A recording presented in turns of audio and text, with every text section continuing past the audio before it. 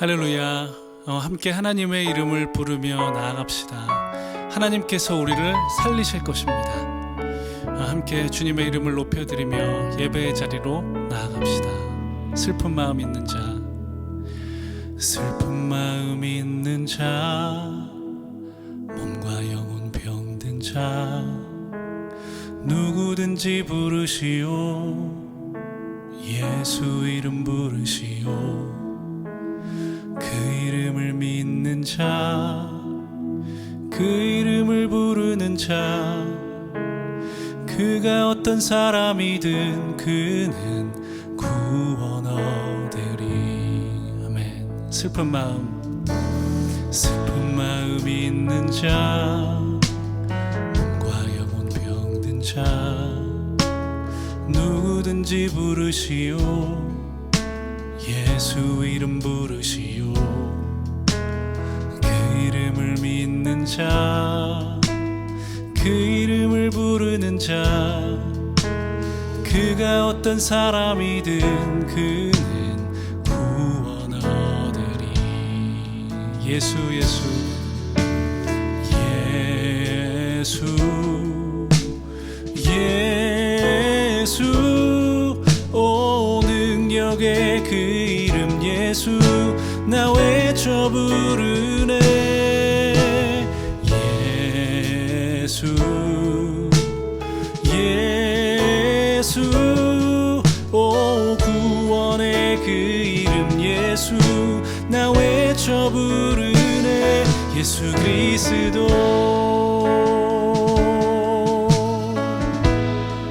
은과 금 내게 없으나, 은과 금 내게 없으나, 나 가진 건 너에게 주니. 능력의 이름 예수라. 그 이름을 붙드시오. 그 이름을 믿는 자, 그 이름을 외치는 자, 그가 어떤 사람이든 그는 주의 영광 보리라. 예수 예수 예수, 오 능력의 그 이름 예수, 나 외쳐 부르네. 예수 예수, 오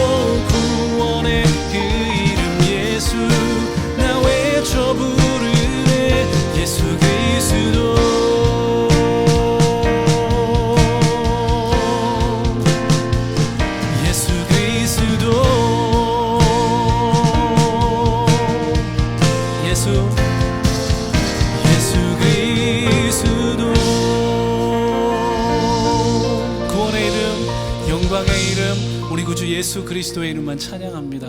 아멘. 아멘.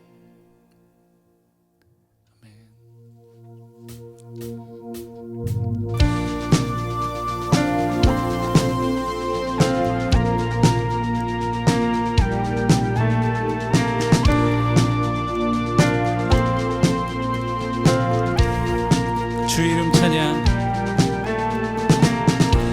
주 이름 찬양. 부요의 강물을 흐르는 부요한 땅에 살 때에 주님 찬양해. 주 이름 찬양. 주 이름 찬양. 거칠은 광야와 같은 인생길 걸어갈 때도 주님 찬양해. 모든 축복 주신 주님 찬양하리. 어두운 날이 다가와도 나 외치리. 주의 이름을 찬양해. 주의 이름을 찬양해. 영화로운 주 이름 찬양. 주 이름 찬양.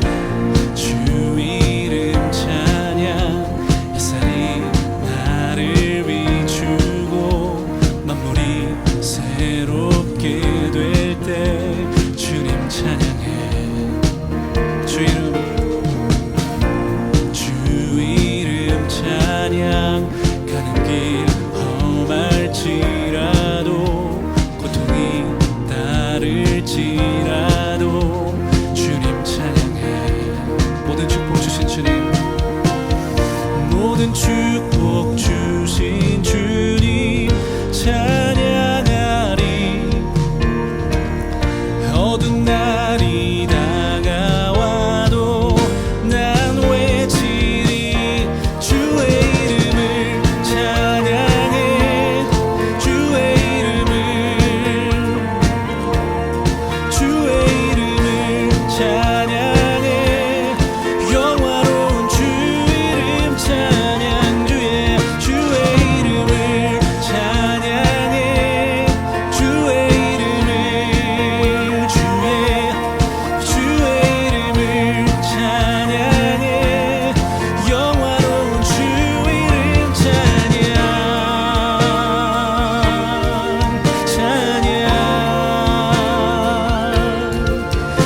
오직 주님만.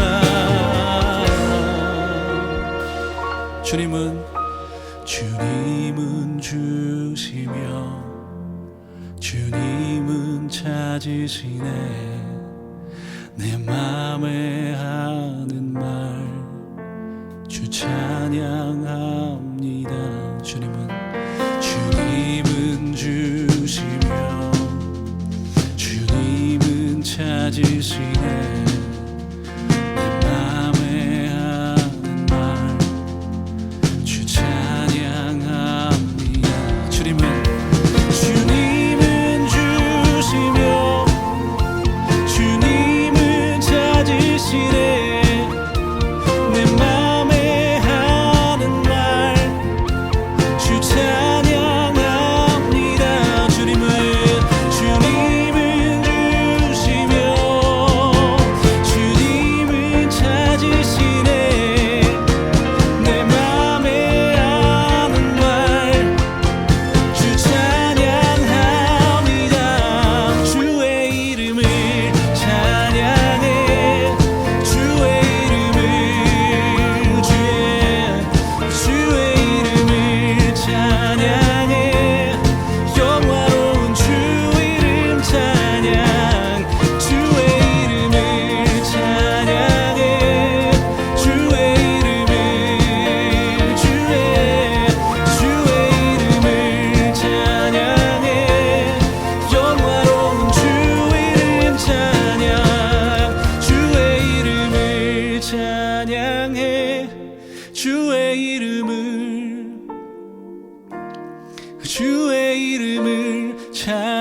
찬양해 영화로운 주 이름 찬양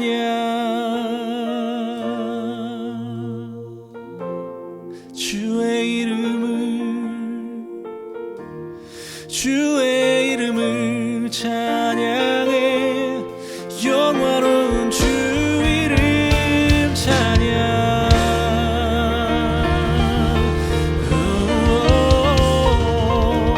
주 이름 찬양 주의 이름만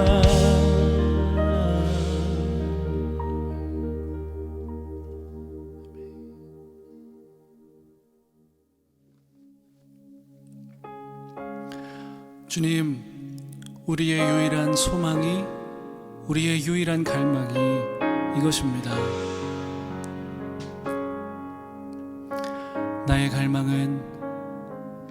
나의 갈망은 주께서 날 알듯 나도 주님을 온전히 아는 것. 나의 갈망은 주 날 사랑하듯 나도 주님을 사랑하는 것. 주 얼굴 보게 하소서 주 더욱 알게 하소서 주님의 눈에 비춰진 아름다운 보리 주 모든 것 주셨으니 주 형상 담기 위하여 나의 모든 것을 주님께 드립니다.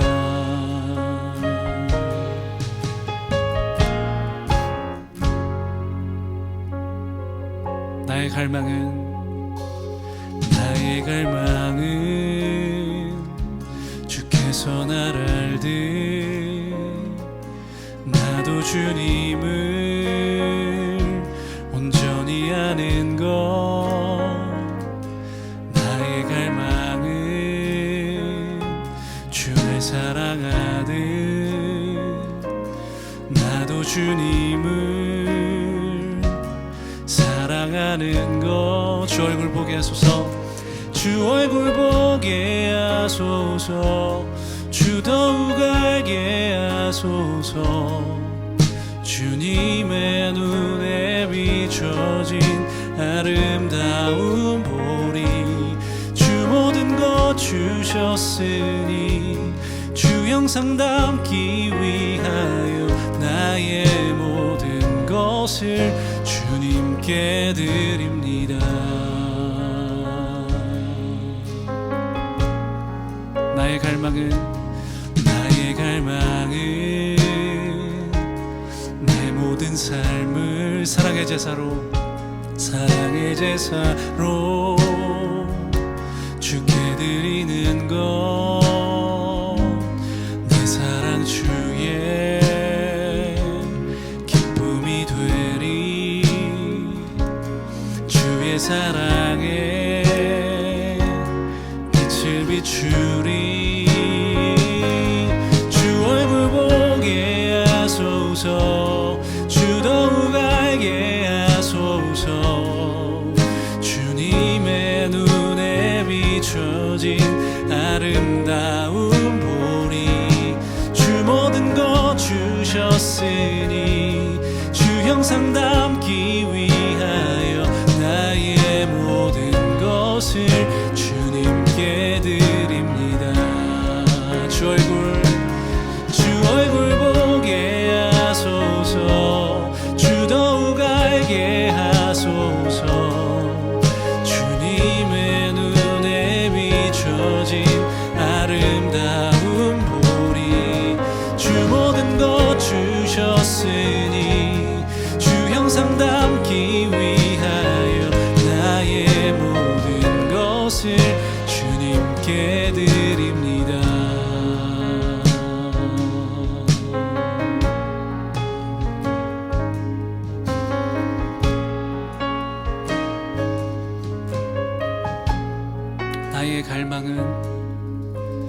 나의 갈망은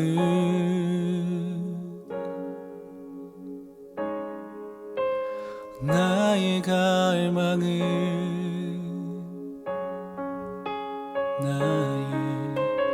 나의 갈망은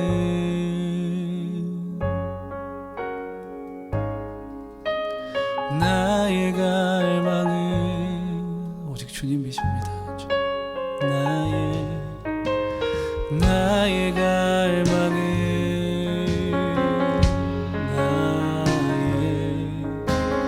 나의 갈망은 나의 갈망은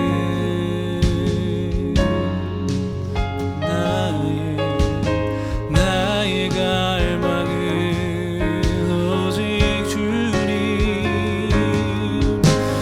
나의 갈망은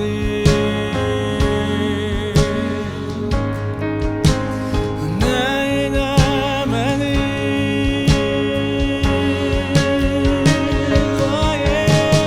나의 갈망은 오직 예수. 나의 갈망은 주 얼굴 보게 하소서. 주 얼굴 보게 하소서. 주 더욱 알게 하소서. 주님의 눈에 비춰진 아름다운 보리. 주 모든 것 주셨으니 주 형상 담기 위하여 나의 모든 것을 주님께 드립니다. 주 얼굴 보게 하소서. 주 더욱 알게 하소서. 주님의 눈에 비춰진 아름다운 보리. 주 모든 것 주셨으니 주 형상 담기 위하여 나의 모든 것을 주님께 드립니다. 주 얼굴 보게 하소서. 주 더욱 알게 하소서. 주님의 눈에 비춰진 아름다운 보리. 주 모든 것 주셨으니 주 형상 담기 위하여 나의 모든 것을 주님께 드립니다.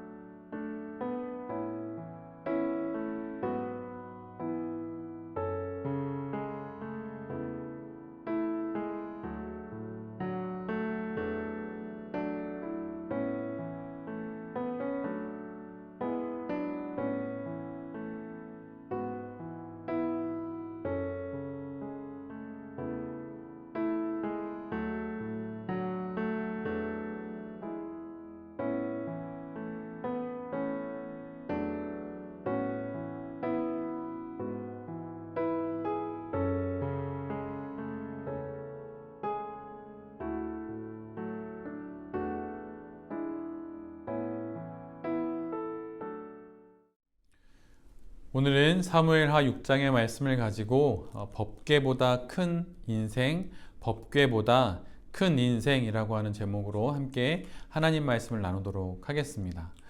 성전의 여러 기구들을 우리 모두는 이제 모세오경으로부터 해서 많이 들어왔고 또 많이 알고 있기도 합니다. 근데 특별히 법궤는 그 길이가 1.2m 정도 되고 또 너비와 높이가 약 60cm 정도 되는 직사각형의 모양을 가지고 있습니다. 그리고 그렇게 만들어진 나무로 만들어진 그 법궤는 금으로 다 이렇게 입혀 있지요. 그리고 그 법궤를 덮고 있는 뚜껑, 판이라고 할 수 있는 것이 있는데 그것은 속죄소라고 불립니다. 그래서 그거는 다 모두 다 순금으로 만들어지게 되고 그 속죄소의 양 끝에 천사를 상징하는 모양이 있어서 그것들이 날개를 이렇게 앞으로 펼치고 있어서 속죄소를 덮고 있는 모양으로 되어 있습니다.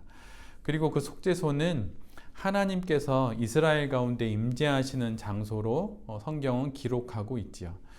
그렇게 모두가 다 금으로 장식되어 있고 이렇게 금으로 만들어진 그 법궤 안에는 세 가지 물품이 들어 있습니다. 우리가 잘 알다시피 10계명의 돌판이 들어 있고 또 만나가 들어 있는 항아리가 그 안에 이제 있고 또 하나는 아론의 쌍난 지팡이가 그 안에 있게 되어 있죠.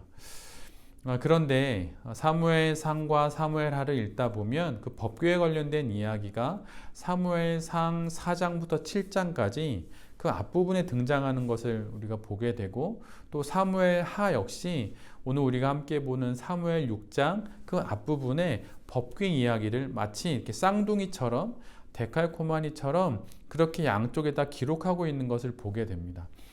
그래서 사무엘상은 4장부터 7장까지 4장에 걸쳐서 법궤를 빼앗기는 이야기들을 기록해 놓고 있고 또 그 과정 가운데 이스라엘 안에서 벌어지는 일들을 기록해 놓고 있어요. 주로 엘리 제사장 가문에 관련된 이야기가 빼앗기는 법궤의 이야기 가운데 같이 등장하게 되죠. 그리고 오늘 우리가 함께 보는 사무엘하 6장에서는 빼앗긴 법궤를 찾아오는 과정을 기록하고 있는데 그 가운데에는 엘리 제사장과 짝을 이루는 인물로 웃사와 그 다음에 미갈이 등장하게 됩니다. 사무엘상 4장부터 7장까지의 말씀을 읽다 보면 블레셋과의 전투에 나간 이스라엘 백성들은 전쟁에 승리를 하기 위해서 법궤를 그 전장으로 가지고 갑니다. 그리고 그 길에 홈리와 비느하스 역시 함께하게 되죠. 엘리의 제사장 엘리의 두 아들인 그 홈리와 비느하스도 함께 참여하게 됩니다. 그런데 블레셋과의 전투에서 이스라엘 백성들은 패하게 되고 심지어 법궤까지 빼앗기게 됩니다. 그리고 그 법궤를 섬겨야 했던 홈리와 비느하스 역시 그 전쟁에서 죽임을 당하게 되지요. 그리고 그 소식을 이스라엘에 있으면서 전해 듣게 된 엘리 제사장도 바로 그 소식을 듣고 죽게 됩니다. 그리고 엘리 제사장의 며느리 역시 출산을 하는 과정에서 남편이 죽었다고 하는 이야기를 들으면서 그 여인 역시 죽음을 맞이하게 됩니다. 법궤를 빼앗기면서 그 과정에서 이렇게 많은 죽음들이 사무엘상 4장부터 7장까지 그렇게 기록되어 있어요. 그리고 블레셋은 그렇게 빼앗은 하나님의 법궤를 다곤의 신전의 전리품처럼 이렇게 놔두게 되죠. 그런데 그 다곤 신이 쓰러지고 손목이 잘리고 목이 잘리는 그 신전의 상이 다곤 신이 그렇게 잘리는 일들이 벌어지면서 블레셋 사람들이 모두 다 놀라게 됩니다. 그래서 이 모든 것이 법궤 때문이라는 것을 알게 된 블레셋 사람들은 그 법궤를 블레셋의 다른 성읍들로 옮기게 되지요. 그런데 옮기는 과정에서 법궤가 가는 곳마다 독한 종기가 일어나고 또 많은 사람들이 블레셋 사람들이 법궤 때문에 죽임을 당하게 됩니다.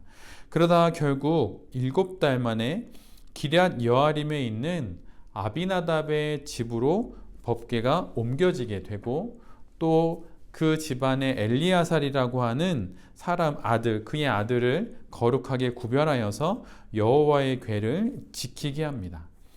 그 부분을 사무엘상 7장 1절은 이렇게 기록하고 있어요. 기럇 여아림 사람들이 와서 주님의 궤를 옮겨 언덕 위에 있는 아비나답의 집에 들여놓고 그의 아들 엘르아살을 거룩히 구별해 세워서 주님의 궤를 지키게 하였다. 여기는 지키게 하였다라고 기록하고 있지만 사실은 이것은 제사장처럼 그 하나님의 법궤를 섬기는 것이죠. 성전에서 일하는 사람처럼 하나님의 법궤를 그의 집에서 섬기게 된 것을 말하고 있는 것입니다. 그리고 이 일 이후에 벌어진 일을 사무엘상 7장 2절은 이렇게 연이어 기록합니다. 궤가 기럇 여아림에 머문 날로부터 약 20해 동안 오랜 세월이 지났다. 이 기간에 이스라엘의 온 민족은 주님을 사모하였다. 법궤로 인하여서 블레셋 사람들과 또 법궤를 가볍게 여겼던 엘리 집안이 모두 다 죽임을 당하고, 반면에 하나님의 법궤를 섬기고 잘 간직하였던 엘레아살의 그 집안은 큰 또 복을 받게 되고, 또 그 과정 이후에 이스라엘의 모든 사람들이 하나님을 사모하게 되었다고 성경은 기록해 놓고 있습니다. 이런 이야기 이후에 약 70여 년의 시간이 지난 이후에 다윗이 오늘 그렇게 기럇 여아림의 아비나답의 집에 있던 그 법궤를 오늘 옮기는 거예요.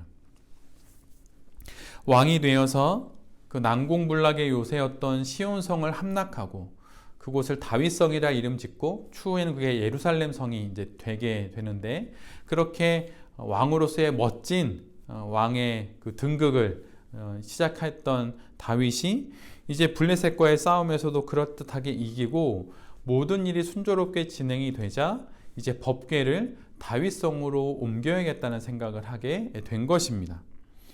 그런데 그 과정에서 하나님의 궤가 실린 수레를 끌던 소들이 뛰게 되죠. 그러자 법궤가 수레로부터 떨어지려고 하게 되고, 그때 그 법궤 옆에 있던 웃사가 하나님의 법궤를 떨어지려고 하는 하나님의 법궤를 손으로 이렇게 붙잡게 됩니다. 그런데 그 자리에서 하나님께서 웃사를 치셔서 그를 죽이게 돼요. 이 부분을 읽을 때 우리는 왠지 웃사가 좀 억울하게 죽은 것 같은 생각이 들기도 합니다. 이 부분에 대한 여러 설명들이 있고 또 여러 이야기들이 있죠. 그런데 우리가 이 웃사에 대한 부분을 이해할 때 우리 모두가 기억해야 하는 것은 바로 사무엘상에 기록되어 있는 엘리 집안이 법궤를 빼앗긴 이후에 겪는 그 집안의 여러 모습들이 사무엘하에 그대로 웃사를 통하여서 하나님께서 우리에게 다시 보여주신다고 하는 거예요. 여러 사람들의 이야기가 있고 또 여러 신학자들의 설명이 있습니다. 그런데 여러 설명이 있다라고 하는 것은 그 중에 명확하게 웃사의 죽음에 대해서 설명하는 정확한 답이 있지는 않다고 하는 것이죠. 그런데 여기서 우리 모두가 생각해야 하는 가장 중요한 것은 하나님은 억울하게 사람을 죽이시는 분이 아니라고 하는 거예요. 비록 성경은 그 내용을 다 기록하고 있지 않기에 우리가 그것을 온전히 다 이해할 수는 없지만, 이해할 수 없기 때문에 믿는다고 말했던 믿음의 선인의 그 고백처럼 우리가 하나님께서 억울한 죽음을 만들어내시는 분은 아니라고 하는 그 믿음을 통하여서 이 본문을 읽어내야 한다고 하는 거예요. 이에 대한 생각들을 갖고 오늘 본문을 우리가 볼 필요가 있습니다. 그런데 얼마나 다윗이 당혹스러웠을까요? 그는 정말 정성을 다해서 하나님을 섬겼고 또 왕이 되어서 가장 먼저 하나님의 법궤를 자신의 성으로 옮기려고 했는데 이렇게 웃사가 죽고 그렇게 뜻하지 않은 사건을 만나게 되었으니 얼마나 당황스러웠을까요? 그런데 그 부분을 성경도 명확하게 이렇게 기록합니다. 다윗이 매우 분해했다고 말이죠.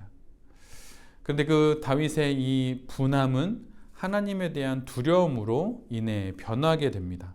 그래서 다윗은 가드 사람 오베데돔의 집에 법궤를 맡겨놓게 돼요. 그런데 가드 사람이라고 하는 것은 블레셋 사람을 의미하는 겁니다. 즉 하나님의 법궤가 블레셋으로부터 이스라엘로 돌아왔는데 다시 블레셋 사람의 집으로 들어가게 되는 거예요. 근데 정말 아이러니한 것은 오베데돔의 집에 하나님의 법궤가 들어가게 되는데 그곳에 하나님의 법궤가 들어가자 오베데돔의 집에 하나님께서 축복을 더해 주신다고 하는 것입니다. 이스라엘 사람인 웃사는 죽임을 당하고 블레셋 사람 오베데돔은 축복을 받아요. 이를 통해서 우리가 알게 되는 것은 출신의 문제가 아니라 무엇인가 우리가 알지 못하는 그 무엇으로 인해 웃사는 하나님의 징계를 받았다는 것이고 이방인임에도 불구하고 오베데돔은 성경이 그 이유를 다 기록하고 있지는 않지만 하나님으로부터 복을 받았다고 하는 것입니다. 이 오베데돔의 사무엘하에 기록되어 있는 이 오베데돔의 모습이 사무엘상 4장부터 7장까지에 기록되어 있는 엘리 아살의 모습과 아주 유사하지요. 기럇 여아림에 머물고 있는 엘리 아살에게 하나님의 법궤가 임하게 되자 이스라엘 민족들이 비로소 그때부터 하나님을 사모하게 되었다고 성경이 기록하고 있는 것을 볼 때 엘르아살이 하나님의 법궤를 모신 것이 이스라엘 전체에게 복이 되었고 또한 동일하게도 오베데돔이 하나님의 법궤를 그의 집안에 잘 간직한 것이 그의 집안에 복이 되었다는 것을 사무엘상과 사무엘하에 동일하게 기록하고 있습니다. 그가 이방인이라고 하더라도 말이죠. 그런데 이렇게 오베데돔 이방인에게도 하나님의 법궤가 이렇게 잘 머물고 또 하나님께서 복을 주시는 것을 확인한 다윗은 하나님의 법궤를 다시 한번 용기 내어서 다윗성으로 옮기기로 결심하게 됩니다. 이번에는 법궤를 수레에 싣지 않고 법궤를 메고 다윗성으로 옮기게 되죠. 법궤를 옮길 때에도 무작정 옮긴 것이 아니라 6걸음을 걷고 그 다음에 하나님께 제사를 드린 이후에 그 다음에 제사가 마쳐진 다음에 7째 걸음을 내딛고 그 다음에 다윗성으로 하나님의 법궤를 이제 최종적으로 옮기게 됩니다.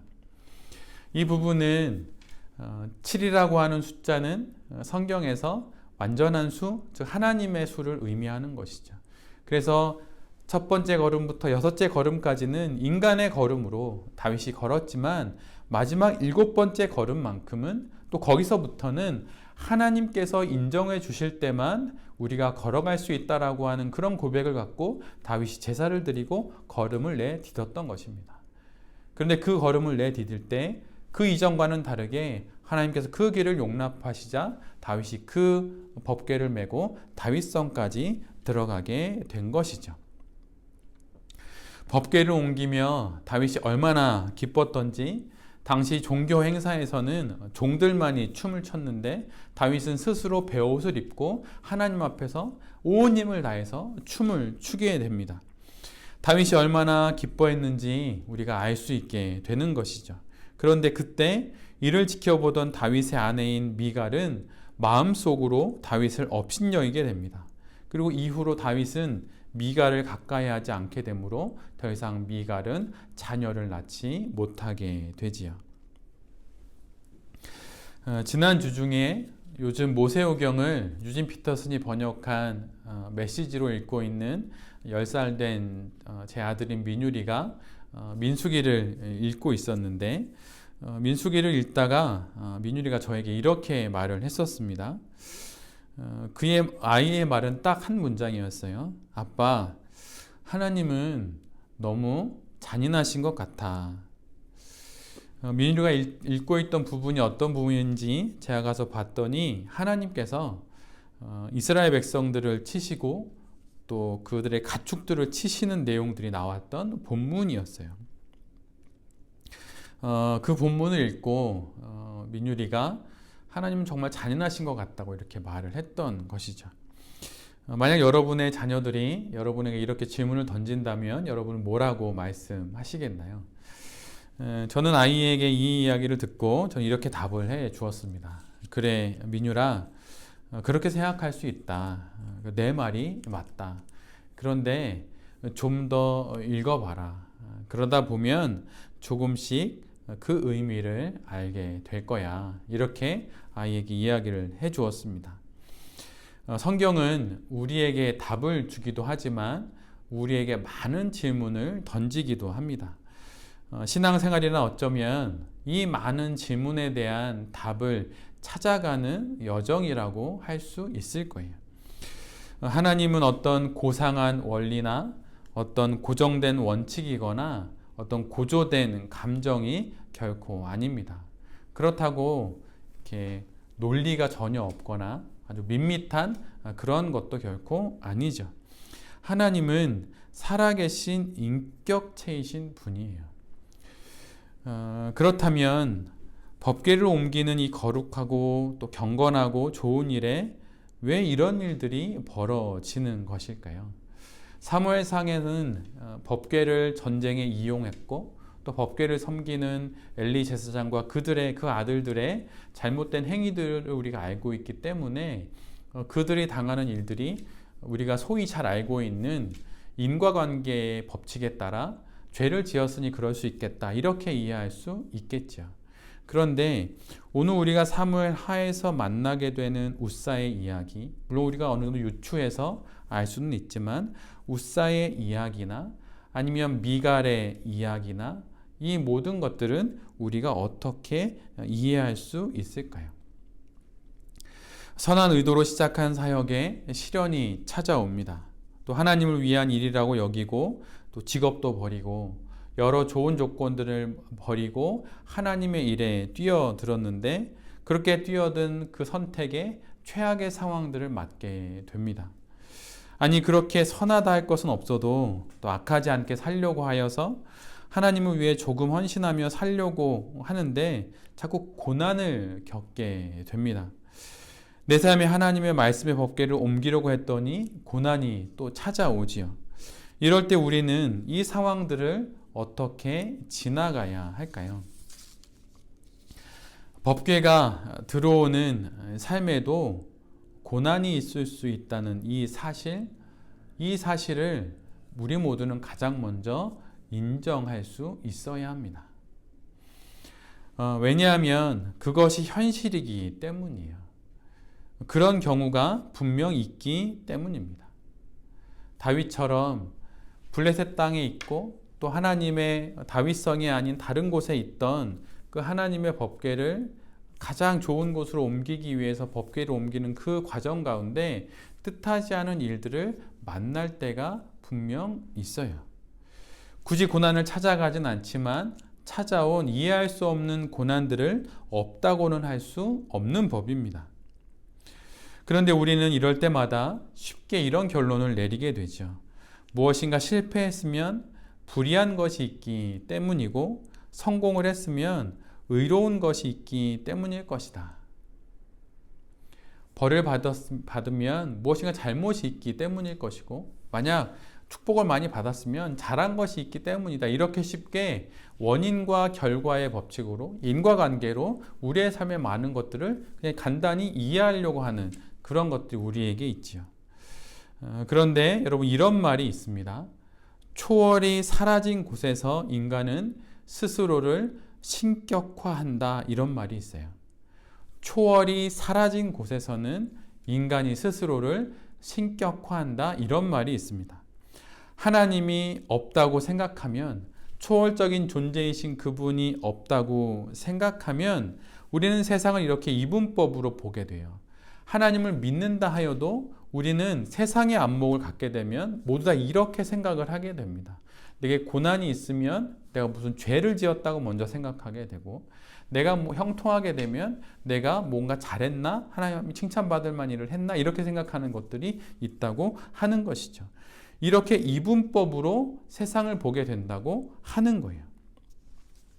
초월의 존재이신 하나님을 잘 이해할 수 없으니 그분이 마치 없는 것처럼 생각하게 된다고 하는 것입니다. 그래서 모든 것을 인과관계로 설명하는 것이죠. 마치 욥을 두고 욥을 비난했던 욥의 세 친구들처럼 말입니다. 무슨 죄를 지었기 때문에 네가 알지 못하고 또 우리가 알지 못하는 어떤 죄를 내가 무의식 중에라도 지었기 때문에 지금 너는 고난을 겪는 것이다라고 그렇게 친구들이 말했던 것이죠. 초월적인 존재를 상실할 때, 하나님은 생각하지 못할 때 인간은 어떻게든 이 상황을 설명하려 들다가 결국 자신의 주장을 하나님의 이름으로 절대화하게 되는 것입니다. 그러나 이것은 사실 삶을 너무 단순하게 보려는 시선이에요. 어쩌면 삶의 복잡함을 해석할 만한 그런 힘이 없다 보니 내면에 그런 힘이 없기에 빨리 결론에 도달하려는 조급증이 만들어내는 당연한 결과일 수 있습니다. 이런 혼란 속에서 우리의 신앙의 중거점은 아주 쉽게 무너지게 되는 것이죠. 잘하면 복을 받고 못하면 벌을 받는다고 하는 이런 간단한 이런 도식만 갖고 인생을 살아가다 보면 우리의 삶에 이해되지 않는 사건들을 만날 때 법궤를 옮기는 선한 일을 하다가 당하는 그 고난 앞에서 우리의 신앙은 무너지게 되는 것입니다. 그러다 보면 하나님에 대한 믿음과 그분에 대한 사랑마저 무너지게 되는 것이죠.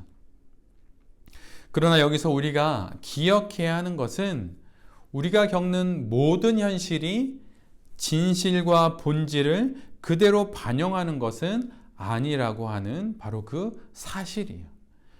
내가 겪고 있는 어떤 사건이 나의 인생 그 밑바닥에 흐르는 본질을 그대로 반영하고 드러내는 것은 아니라고 하는 사실입니다. 이 괴리 속에서 우리는 스스로에게 욥의 새 친구가 되기도 하지요. 잘 이해하지 못하는 이런 현실에 대한 설명들, 그런 것이 내게 없으니 욥의 새 친구들처럼 내 스스로에게 내가 엘리바스가 되고 내가 빌닷이 되고 소발이 되면서 이 이해할 수 없는 상황들에서 몸부림치게 되는 것입니다.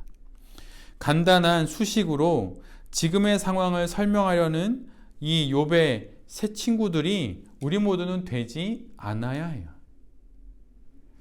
죄가 없다고 또 우기는 욥이 되지도 않아야 합니다. 그리고 이해할 수 없으니 대충 덮어놓고 그냥 도피하듯 회피하듯 그렇게 현실을 살 수도 없는 것이죠.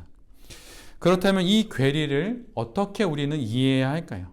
법궤를 들여왔는데 그 가운데 알 수 없는 사건과 고난을 겪는 이 상황을 어떻게 이해해야 할까요? 어떤 신학자가 이렇게 이야기를 했습니다. 궤도를 벗어난 세상에 사는 우리에게 하나님은 굴절되어 보인다. 왜냐하면 내가 기울어져 있기 때문입니다. 궤도를 벗어난 세상에서 사는 우리에게 하나님은 굴절되어 보인다고 하는 거예요. 왜냐하면 내가 기울어져 있기 때문이죠. 하나님은 가장 밝고 오른 그 궤도 위에 명확하게 서 계신데 궤도를 벗어난 그 세상 위에서 내가 기울어진 채로 살다 보니 기울어진 채로 바라보는 그 하나님이 굴절되어 보인다고 하는 것이죠.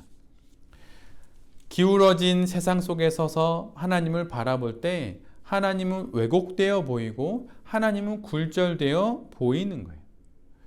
웃사의 일을 보면서 미갈의 일을 보면서 또 민수기를 읽고 의문을 품은 아이처럼 그렇게 하나님이 굴절되어 보이는 것입니다.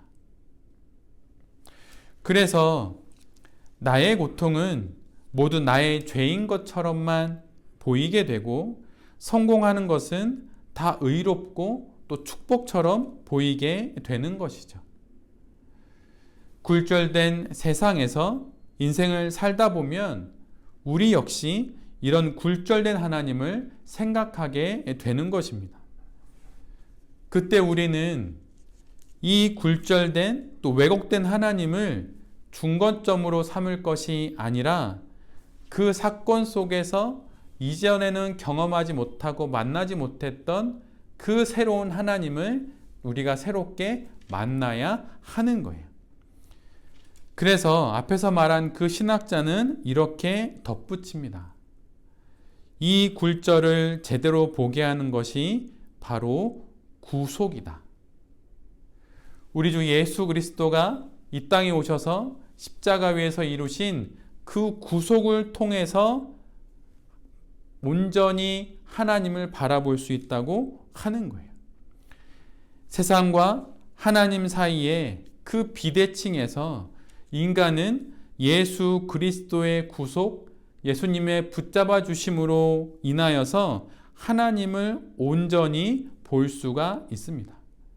그리고 굴절되어 보인 하나님이 온전히 보이기 시작하면서 세상도 제대로 볼 수 있게 되고 내 자신도 제대로 볼 수 있게 되는 것이죠.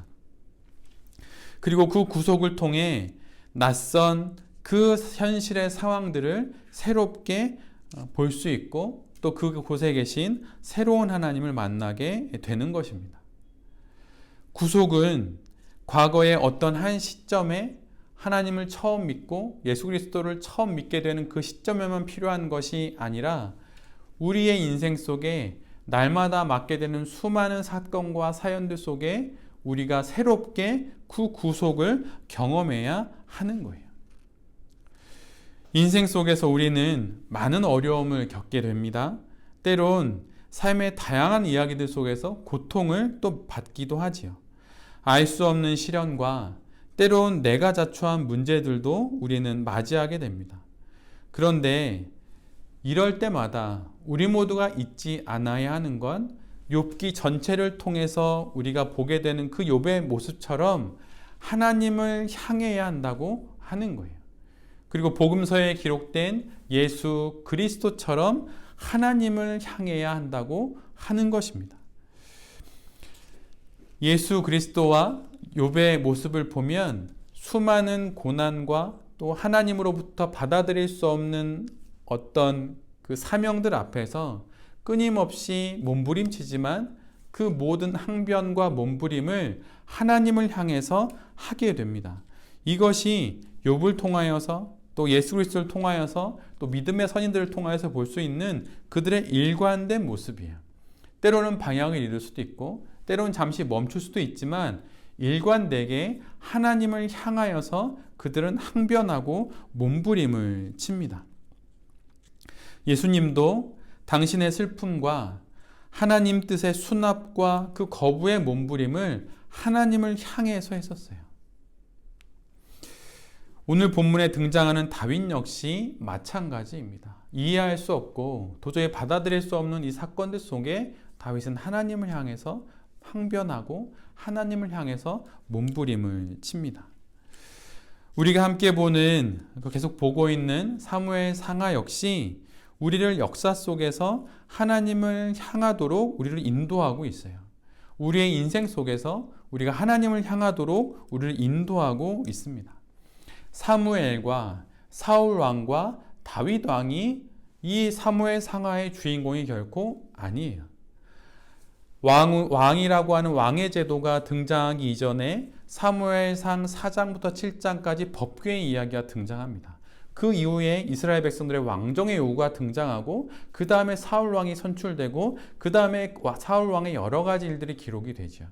그 다음에 사무엘 하로 넘어와서 다윗이 왕이 된 이후에 법궤의 이야기가 먼저 등장하고 그 다음에 그가 왕으로서 하는 일들이 기록되는 거예요. 법궤를 본질로 해서 사무엘과 사울과 다윗의 이야기가 그 위에서 펼쳐지는 거죠. 그래서 우리의 인생이 이 법궤를 품고 살아가야 하는 인생이라고 하는 것을 말하고 있는 것이고 그렇게 법궤를 품고 살아가는 그 인생 속에 고난이 있고 아픔이 있다고 하는 것을 사무엘하가 말하고 있으면서 법궤보다 더 큰 인생을 하나님께서 우리를 당신의 손으로 빚어가고 계시다고 하는 것을 우리 모두가 보기를 원하시는 것입니다. 굴절된 세상에서 이해할 수 없는 삶의 상황에 대해 예수님과 또 우리 그 믿음의 사람들 모두는 하나님께 말을 했어요. 우리 역시 마찬가지입니다. 이해할 수 없는 고난의 순간, 또 이해할 수 없는 현실의 많은 문제들 가운데 우리 역시 우리의 모든 마음을, 모든 인생을 하나님을 향하도록 해야 하는 거예요. 법궤를 다윗성으로 모신다는 것, 우리 인생 가운데 하나님의 말씀으로 살겠다는 결단과 결심을 한다는 것, 이게 얼마나 대단하고 얼마나 바르고 얼마나 좋은 일입니까? 얼마나 경건한 일입니까? 근데 그 일 가운데 웃사가 죽고 미갈의 생명의 그 태가 끊기고 다윗의 그 분내는 일들이 벌어지는 것처럼 우리에게도 일어날 수 있다고 하는 거예요. 그런데 그 많은 일들이 우리에게 벌어질 때 우리 모두가 기억해야 하는 것은 그 법궤를 품은 인생 가운데도 고난이 있을 수 있고 또 법궤를 품은 그 인생을 하나님께서 법궤보다 더 큰 그 인생을 하나님께서 법궤의 사건들과 같은 일들을 통하여서 우리를 빚어가신다고 하는 것입니다. 법궤를 다윗성에 들여놓지만 다윗은 이전에는 상상하지 못했던 일들을 또 그의 인생에서 겪게 돼요. 마치 바둑을 두듯이 한 점 한 점 인생의 사건들이 쌓여서 그는 목자에서 도망자가 되고 도망자에서 한 지파의 왕이 되고 통일 제국의 또 왕이 됩니다. 그러다가 반란을 일으킨 아들의 손에 의해서 도망자가 되고 또다시 또 죄인의 길에 들어서고 마침내 하나님의 나라에 이르게 되지요. 이렇게 굽이굽이 인생을 살아 그는 하나님과 마음이 합한 자가 되어 갑니다. 이것이 바로 우리 인생에서 벌어지는 일들이에요. 법궤를 다윗성에 드리는 그 옳고도 바른 그 사건들이 다윗에게 일어났던 것처럼 우리 인생에도 그런 일이 일어나고 또 그 과정에 여러 사건들이 일어날 수 있는 것이죠. 그런데 그렇게 사건들을 하나하나 지나고 하루하루 그렇게 여러 일들을 지나면서 마침내 우리의 인생의 그림이 완성되는 것입니다. 그래서 법궤를 품은 그 인생을 하나님께서 당신의 손으로 빚으셔서 우리를 법궤보다 더 큰 인생으로 만들어 가시는 것이죠. 우리의 인생 속에 이해할 수 없는 여러 일들이 있고 또 사건들을 만날 수 있습니다.